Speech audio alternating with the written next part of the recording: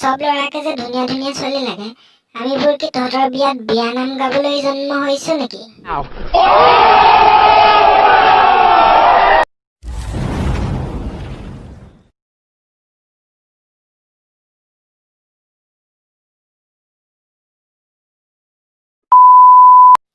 এটি দুখৰ খবৰ যে এডিটিঙৰ ফলত অসমৰ সকলো গছ-গছনি দিনক দিনে কলা হ'ব ধৰিছে।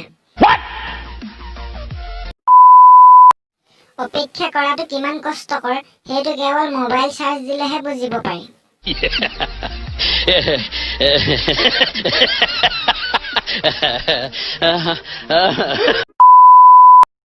মানুহ মাত্ৰেই ভুল এই কথাষাৰ যদি আমাৰ ছাৰ বাইদেউহঁতে পৰীক্ষাৰ বহি চোৱাৰ সময়ত বুজি পোৱা হ'লে।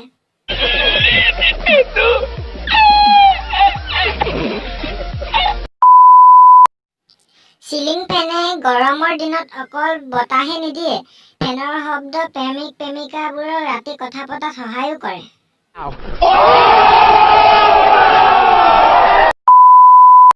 চাবোনৰ আপুনি যি কালাৰ ব্যৱহাৰ নকৰক কিয়, ফেন কিন্তু বগাই ওলাব।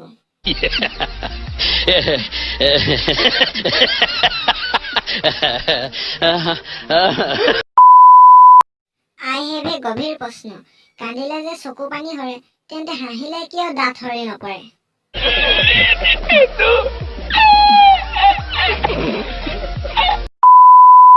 আজি ভাত বনাইছিলো, 2 ঘণ্টামান হৈ যোৱাৰ পাছতো কুকাৰে চিটি নমৰাত গৈ চাই দেখো যে গেছেই জ্বলোৱা নাই।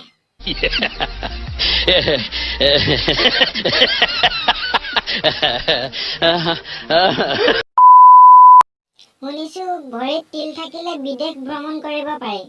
পাছপোৰ্ট যদি নাথাকে এয়াৰপোৰ্টত গৈ ভৰিখন দাঙি দেখুৱাই দিলে হ'বনে?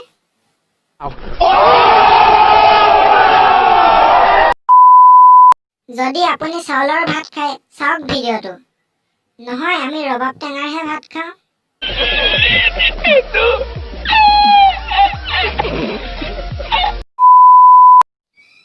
এইটো আকৌ কোন, জয়মতী নে জয়মতা?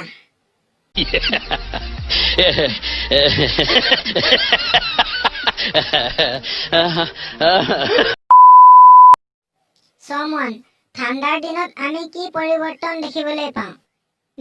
মুতিলেও ধোঁৱা ওলোৱা দেখা পাওঁ।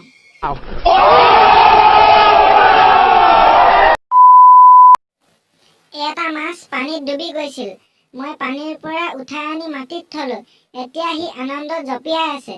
ইয়াকে কয় মানৱতা।